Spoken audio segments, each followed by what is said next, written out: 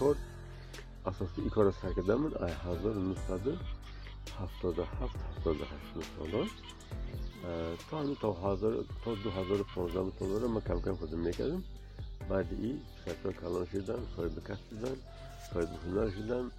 اینا هم هر جا کار داشته کار میکردن و با وقت استراحتی همین مدت پیش آمده یاد گرفتن همینا دیگه هم کار دوام دیگه ضعف کردم میره کردیسی 10 سال شد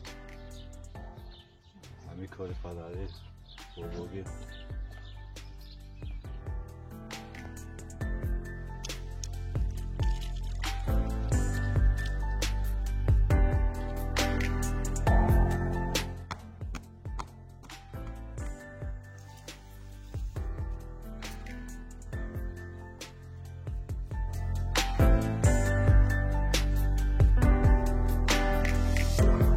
من اونا در دخوکم میپذی در اون دیگه هم میپذی لیکن این خیلی با مزه نمیشه.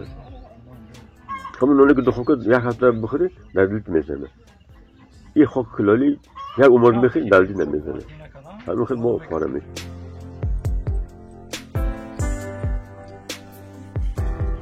اگه این کلالی خیلی فرق وای همه که هستی وای کلالی ناش با مزه میشه. заказ мекунанд сохта бурда хонашон расонда метем.